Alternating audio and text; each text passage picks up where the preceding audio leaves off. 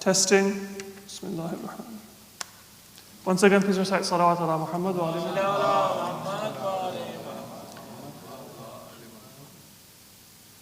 So I don't know how much of the first few words of the khutbah you heard. Today, inshallah, we will look at some of the teachings of Ahlul Bayt alayhimus salatu wassalam with regard to the importance of consultation, istishara, seeking advice of others. And the philosophy of consultation has a dual purpose. One is to make a more effective decision even in material terms. If I have an important decision in my life, I'm choosing a major to study. I am choosing a neighborhood to buy a house. I'm looking into a certain field to get into for my career. Any decision in my life, if I don't have experience, I may have certain preferences, I may have certain ideas, but I don't have experience. It's always going to be to my benefit to hear from others and get their advice. And that can be in person, it can be by doing research, it can be by many different forms, but that will inform my decision. That's one part of the importance of istishara, which anyone can understand.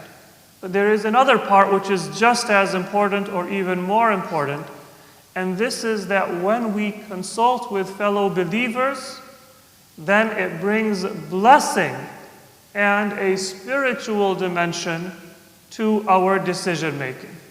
It's not just that I want to buy a house, and so I want to get the advice of somebody who has done that, and they can give me advice about when is the best time to buy a house, and what is the best neighborhood, and how I can make sure that I minimize my expenses, and I get the best deal, and so on and so forth. That is one part, and that is not the major goal of consultation in Islam. But the other part is that if I get advice from somebody who is a believer, they will also remind me of certain things that I might not have remembered on my own. And by engaging in that process of building a relationship with a fellow believer, honoring them by asking them for their guidance, their advice, their opinion, listening to them and then becoming humble in my own decision making by hearing them. And also when I am getting that advice from a believer, then of course our religious values and priorities will not be far from their mind, and they will not be far from my mind. That process strengthens our relationships and brings us closer to making a decision that will be pleasing to Allah subhanahu wa ta'ala. And therefore Allah has encouraged us to engage in that process, and Allah has blessed that process. So it's not that I'm going to get the best deal on the house that I am going to buy. It's not that I won't be taken advantage of. But then that decision that I make will be one that will be blessed by Allah. It will be a home that will be a source for my tranquility and my religious observance and faith, and not just an investment or a place for me to live. And the same thing applies to any other decision that we have. The importance of consultation is such that even our Prophet Muhammad Mustafa sallallahu alayhi wa was commanded by Allah to consult with his ummah. وَشَاوِرْهُمْ فِي الْأَمْرِ. Consult with them about your affairs. This reminds us that consultation is not about ignorance. So that, for example, if I know what the right decision is, then I just make the decision on my own.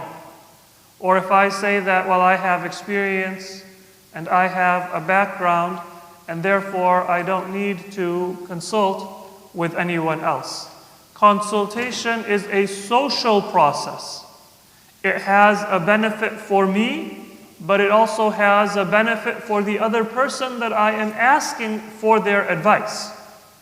By honoring that person, by giving them experience which they may not have. And also, even if I think that I am an expert, I have experience, I have made this decision before, society is always changing. There are always new factors that I may not consider, and it is very common for people who have expertise and think that they have experience to forget or to ignore those changes and new factors and information that are coming within society.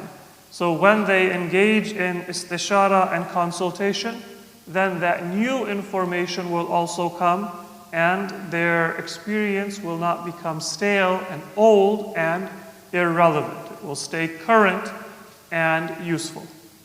In the case of our Prophet, there was no information that he was seeking from his ummah, because there was no knowledge which they had that he did not have. But his seeking their advice was a form of passing on the knowledge that he had been given by God, the experience that he had been granted by Allah in order to guide the Muslim community to pass that knowledge, to pass that experience, and to pass that insight to the ummah. And this is also one of the forms of zakat that we can give. If we have an expertise, then we can pass that on, not only by teaching, but also by discussing. And when we ask for advice, then it opens the door for a conversation. This was also the practice of our imams. It is narrated in a hadith that our seventh imam, Imam Musa al-Kadhim alayhi salatu wassalam, in addition to being an imam, our imams, they also engaged in work. And our seventh imam, he had several agricultural lands that he owned and that he managed. He worked in those lands himself. Many of you may have heard the hadith where he was engaged in difficult labor and people came to him and asked about it and sometimes even criticized. They thought that he was doing this because of some kind of material desire for wealth, and they thought it was demeaning for somebody so prominent and so wealthy to do physical work. And the Imam replied that this is not demeaning, and it is not because I am seeking wealth, but because through working we learn how it is that the effort of a person brings results. It brings barakah and blessings from Allah subhanahu wa ta'ala. When we are divorced from that process, it disconnects us from other human beings. Our life becomes a bubble. And so Imam Kadhim alayhi salatu wasalam did not need to do physical work, but he chose to do physical work because it was the sunnah and the practice of our Prophet and Imam Ali and all of our imams, and it brings barakah from Allah subhanahu wa ta'ala. When he would be engaged in that work in his agricultural lands, sometimes there were servants, people the Imam had hired, who would be working for him. And many of these people, they would be, the minimum wage workers of their job. People who were just coming into the Islamic world, either as migrants or as refugees or as captives in war who may have been freed. People who were at the very bottom of the economic and the social position. Maybe they didn't even speak Arabic very well because they had come from some other land. So they did not have a lot of honor and prestige. When Imam Musa Kadhim alayhi salatu wassalam would work in his gardens or in his agricultural lands, he would ask them for their advice. Now, maybe there is somebody who doesn't speak English or speaks English with a very heavy accent, and so in this society where English is the primary language, they might seem to be uneducated. But in their own land and in their own culture, they may be highly educated or they may be highly cultured and a very thinking person. They just can't express it in the language that they currently find is the dominant language in society. And sometimes the person may not have any kind of special qualifications. Maybe they don't speak English well, and they weren't a very educated or a very intellectual or a very experienced person in their own land as well. But they have the potential to learn. So the Imam would ask for advice from those people who were working for him, whose society considered to be at the very bottom of society. And this is another thing that Imam al-Kadhim was criticized for. That you are, now some people considered him to be the Imam and they knew that he was ma'soom. But for everyone else in society, you are one of the descendants of Prophet Muhammad. You are one of the most honored people in Medina. And here you are talking with such equality and such honor to somebody who is beneath you. And the Imam said that sometimes Allah subhanahu wa ta'ala will bring words of wisdom on the lip of the least of society, who other people consider to be the least. But Allah subhanahu wa ta'ala, He can bring the words of wisdom from anyone.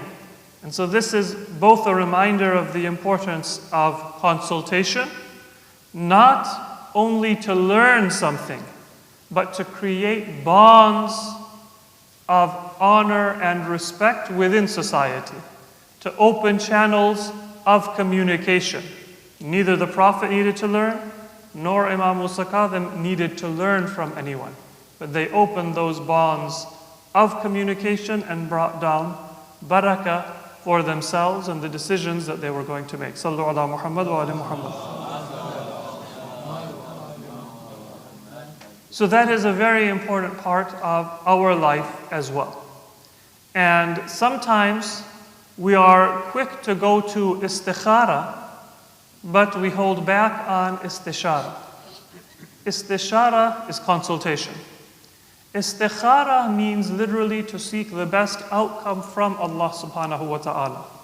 It doesn't mean that you open the Quran and read the first verse and then try to get a hint of if the decision is favorable or unfavorable. Or that you grasp onto a tasbih and you count out the beads and decide if a decision is good or a decision is bad for you. Istikhara means to seek the best outcome from Allah subhanahu wa ta'ala. And so initially istikhara is through prayer. Astaghfirullah means that I ask Allah for the best outcome in the decision that I am about to take. Whether you make that decision on the basis of your own contemplation and your own knowledge and experience, without any kind of reference to the Quran or tasbih or anything, if you ask Allah to give you the best outcome, Allah, you gave me experience, you gave me intellect, this is what I think is best, but you provide the barakah and you correct my steps if I am making a mistake. That is istikhara. You don't need to add anything to it. Making the decision on the basis of the knowledge and experience Allah has given you and asking Him for His assistance if you are making a mistake and His support if you are doing what is good, that is istikhara. When you say that, oh Allah, my experience is limited. This is my first house that I am buying. I am not an experienced home buyer. Oh Allah, this is the first car that I am purchasing. I am not a mechanic and I am not a car dealer and I am not an expert. Oh Allah, this is a new decision for me. I have a question about how to handle this situation with my family, with my children, and I don't have the expertise or the experience, so I need to get the assistance of those with experience. And you engage in consultation. If you engage in consultation, seeking to be guided to the best moral decision, then your istishara is a form of istikhara. Meaning when you consult with another person, that is a form of seeking the best outcome from Allah subhanahu wa ta'ala. Because I'm asking you for your advice for the sake of receiving the blessings of Allah. Being guided to the best decision that I can make. So sometimes people, we rush to do an istikhara meaning we rush to seek some kind of direct signal from Allah subhanahu wa ta'ala, what should I do? When in reality, istikhara means that you seek the best outcome, which comes through dua, and it comes through consultation with people of wisdom and experience and fellow believers. And then if after engaging in dua and contemplation, after consulting with people who have that experience and that knowledge, I am not able to reach a conclusion. For whatever reason, I'm indecisive. I see pros and cons on both sides. To be indecisive is often worse than to make the wrong decision. Because if I make the wrong decision and I am active and I am alert, when I realize that it was the wrong decision, then I can correct it. I can learn from my mistakes, and sometimes I make one mistake, I make a second mistake, and then I learn and I am able to become much more experienced and expert in that area.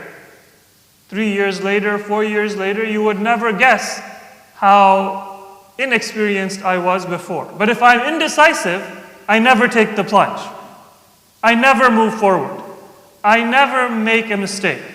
I never lose money on a deal, but I never make a deal. And I never learn how to make a deal and make a profit.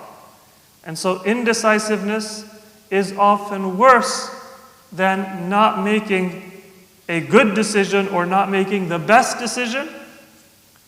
And therefore, if I'm still undecided after consulting and after seeking the advice of my fellow believers, then istikhara as we know it comes into play, to remove indecision.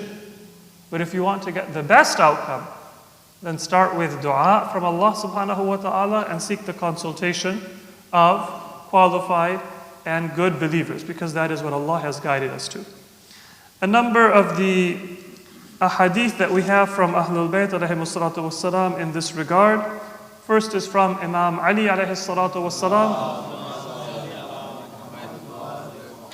He says, "Man istabadda bi ra'yihi halak, wa man shawara ar-rijal sharakaha fi 'uquliha." When a person does istibdad, when a person is militantly only going to follow their own opinion, that person will go towards annihilation. Sometimes we have this idea that it's my life, it's my decision, it's my money, I will make whatever decision I want.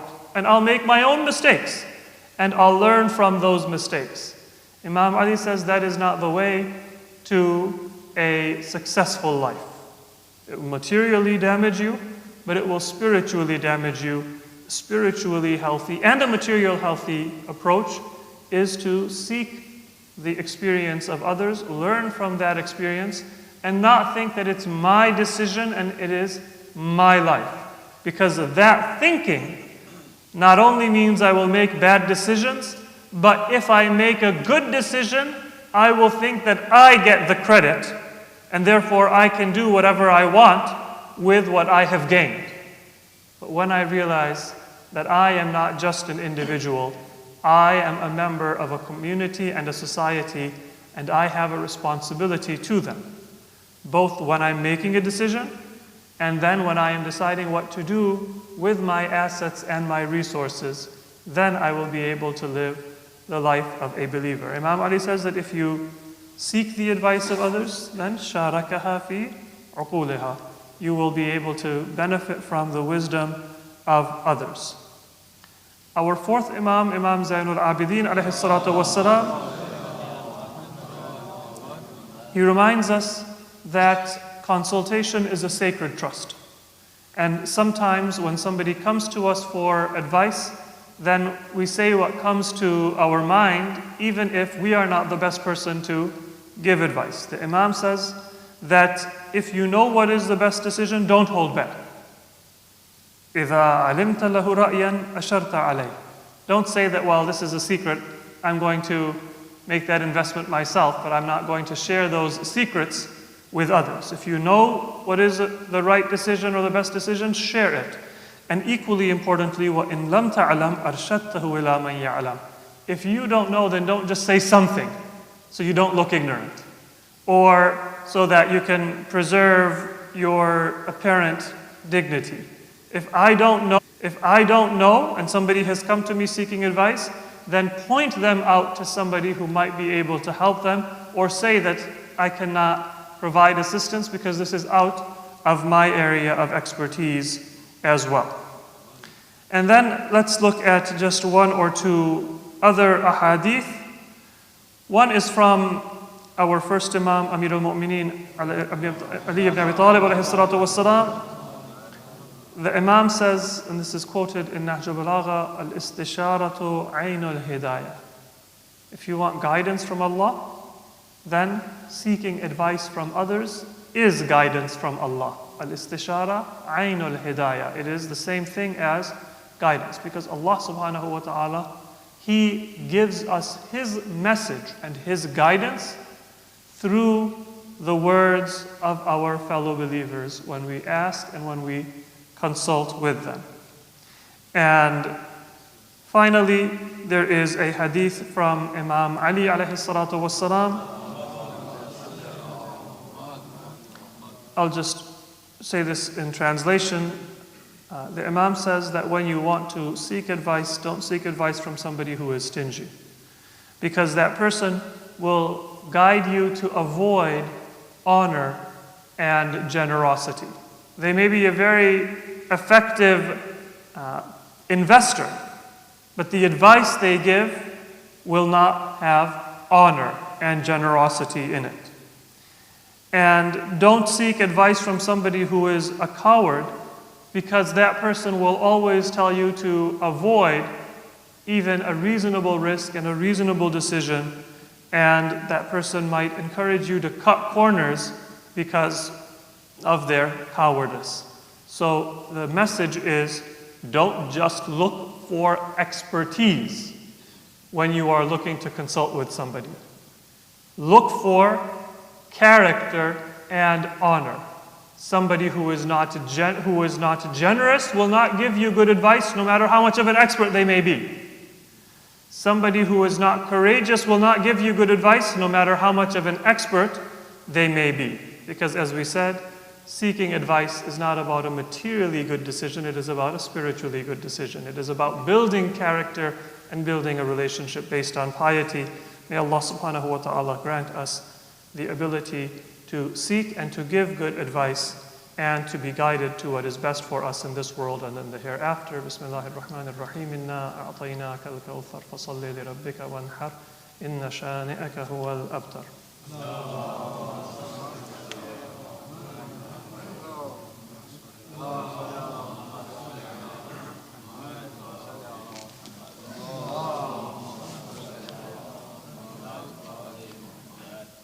بسم الله الرحمن الرحيم الحمد لله رب العالمين والصلاة والسلام على سيدنا ونبينا أبي القاسم محمد وعلى علي أمير المؤمنين وعلى فاطمة الزهراء وعلى الحسن والحسين وعلي بن الحسين ومحمد بن علي وجعفر بن محمد وموسى بن جعفر وعلي بن موسى ومحمد بن علي وعلي بن محمد والحسن بن علي والحجة بن الحسن القائم المهدي صلوات الله عليهم أجمعين. صلوات.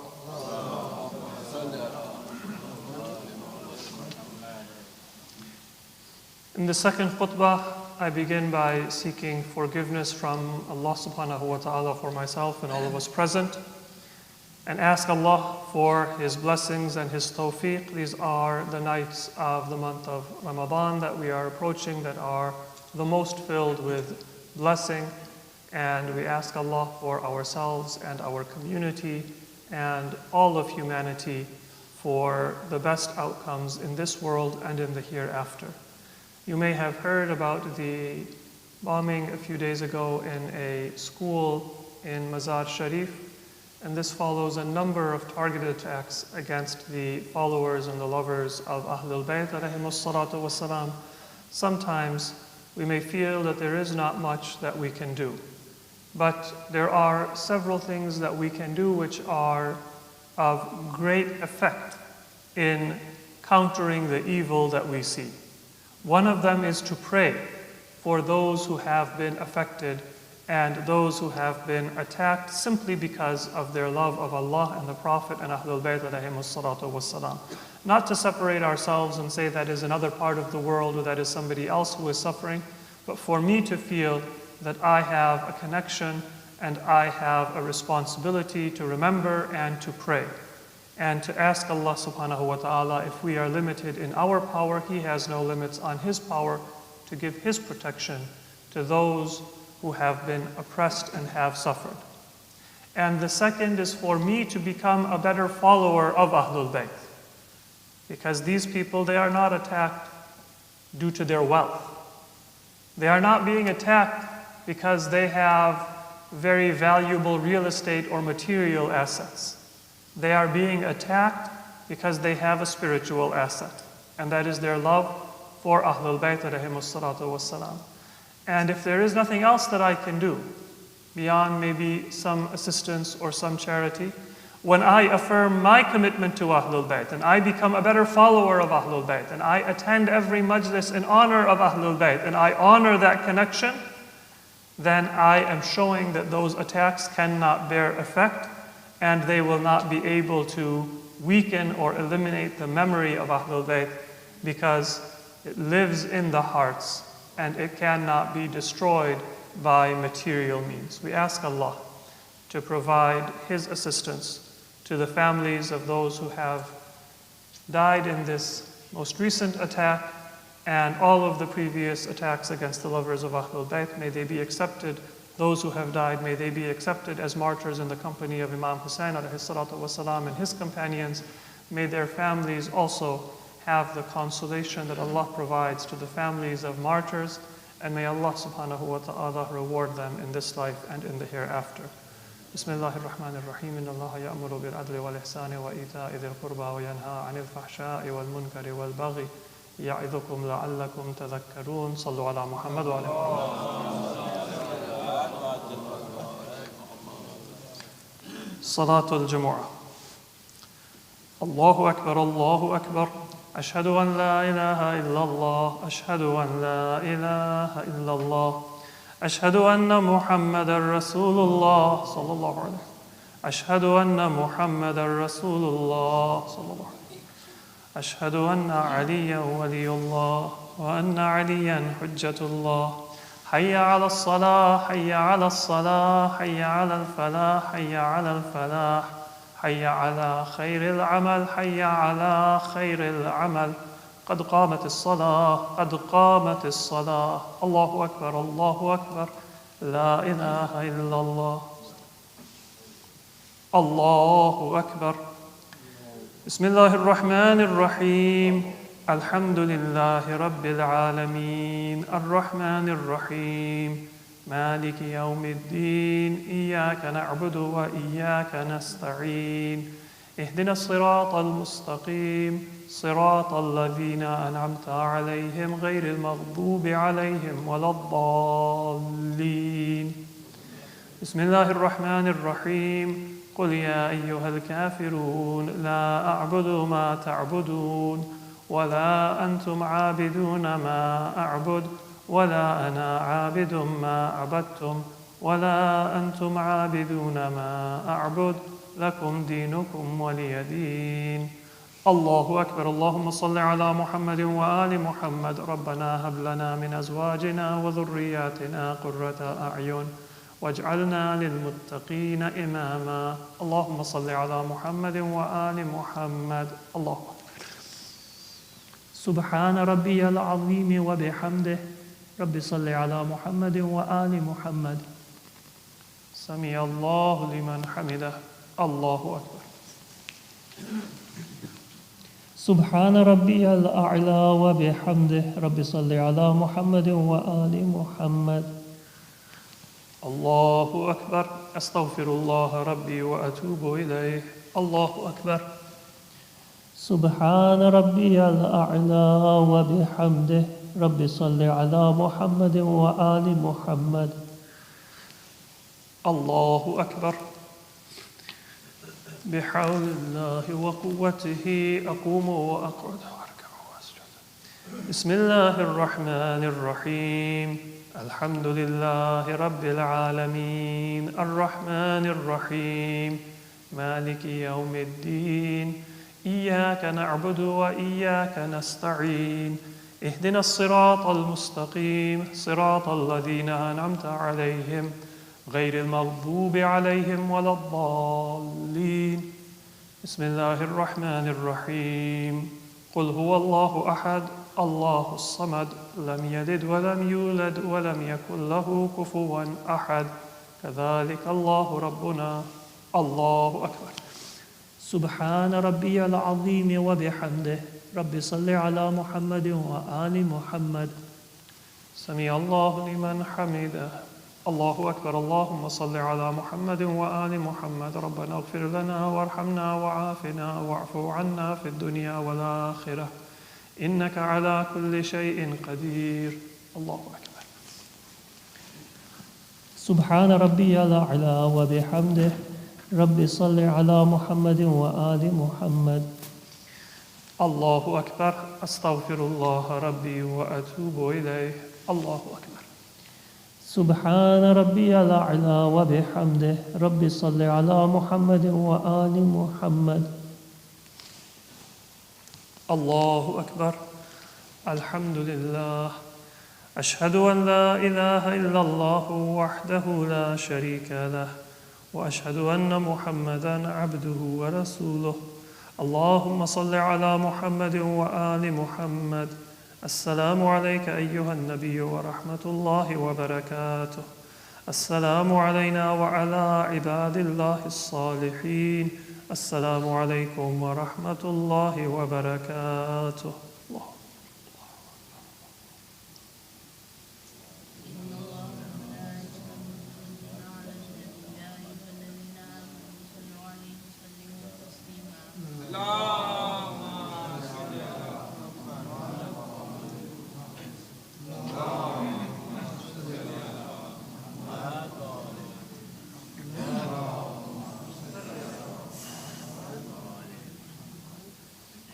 تسبيح الزهراء.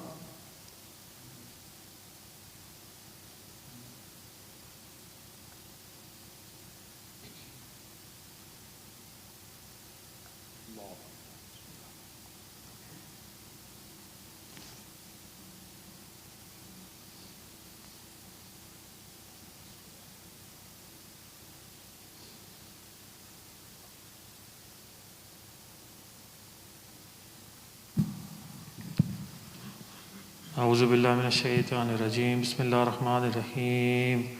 يا علي يا عظيم يا غفور يا رحيم أنت رب العظيم الذي ليس كمثله شيء وهو السميع البصير.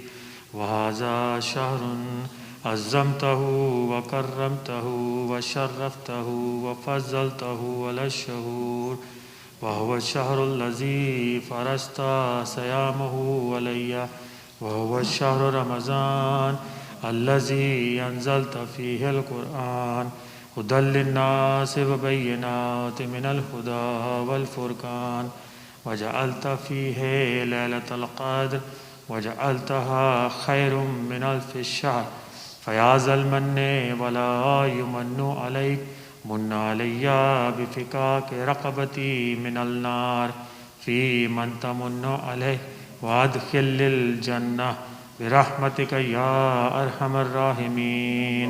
اللهم صل على محمد.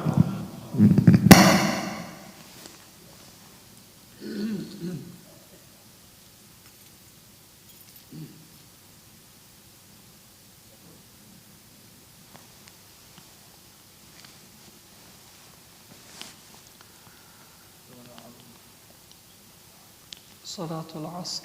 الله أكبر. الله أكبر. أشهد أن لا إله إلا الله. أشهد أن لا إله إلا الله. أشهد أن محمدا رسول الله.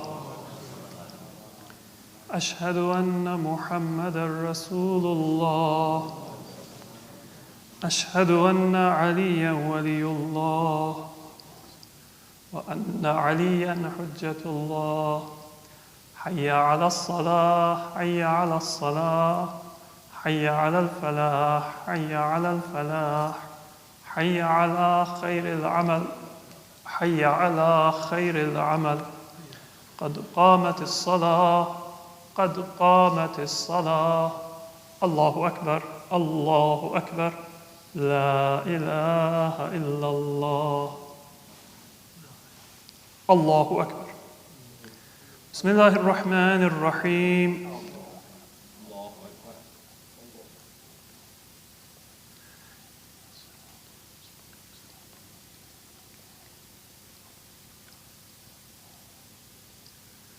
بسم الله الرحمن الرحيم.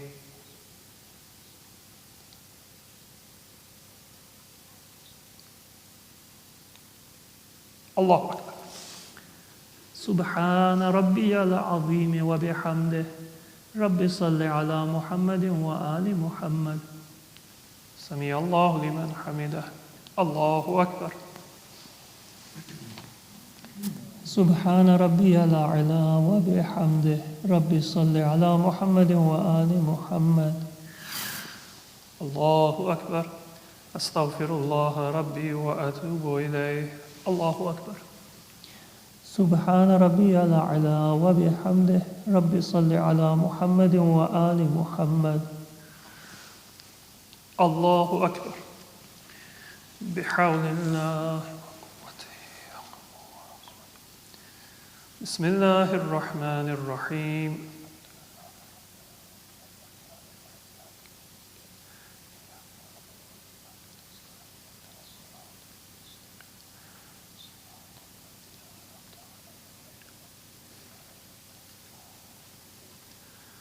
بسم الله الرحمن الرحيم.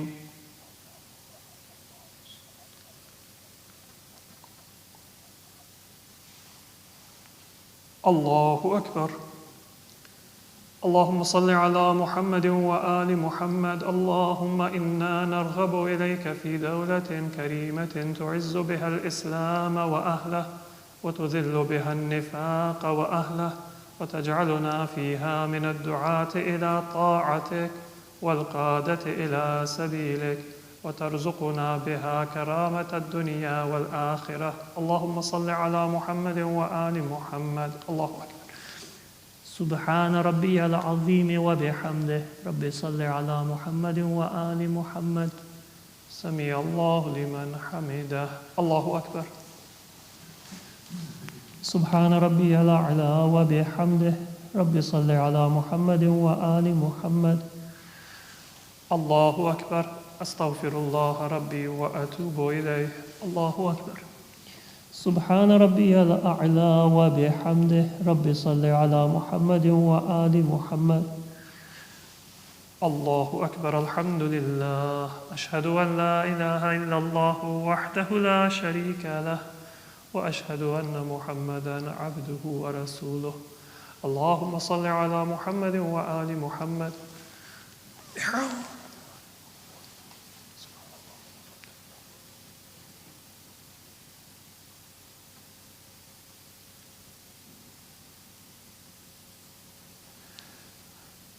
الله أكبر. سبحان ربي العظيم وبحمده رب صل على محمد وآل محمد. سمع الله لمن حمده. الله أكبر. سبحان ربي الأعلى وبحمده رب صل على محمد وآل محمد. الله أكبر. أستغفر الله ربي وأتوب إليه. الله أكبر. سبحان ربي الأعلى وبحمده رب صل على محمد وآل محمد. الله أكبر. بحول الله.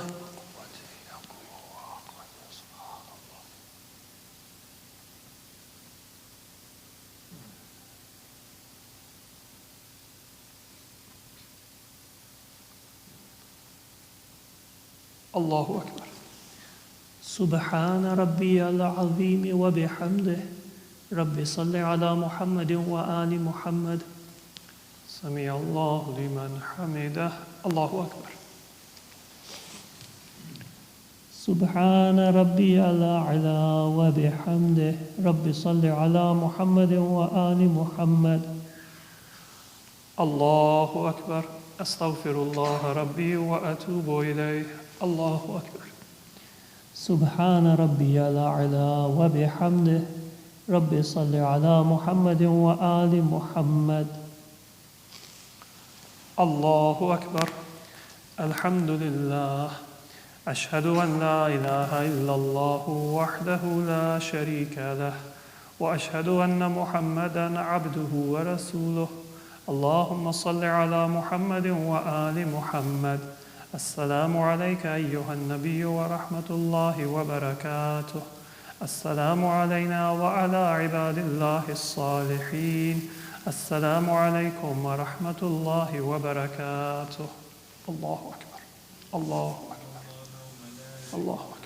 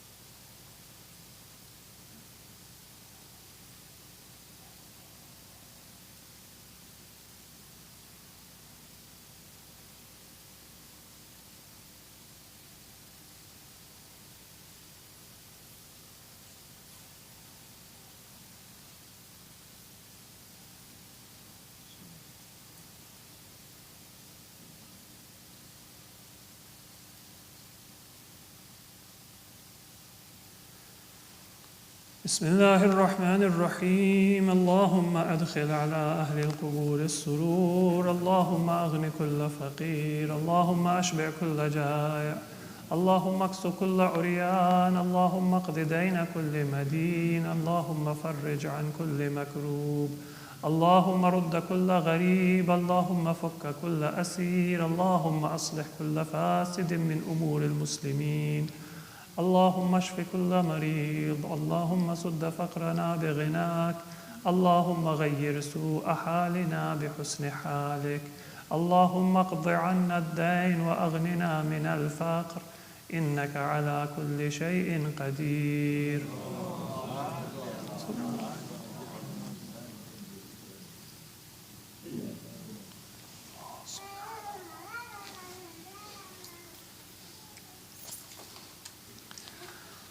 السلام عليك يا رسول الله. السلام على علي أمير المؤمنين. السلام على فاطمة الزهراء سيدة نساء العالمين. السلام على الحسن والحسين سيدي شباب أهل الجنة، وعلى علي بن الحسين ومحمد بن علي وجعفر بن محمد وموسى بن جعفر وعلي بن موسى ومحمد بن علي وعلي بن محمد والحسن بن علي والحجة بن الحسن القائم المهدي صلوات الله عليهم أجمعين.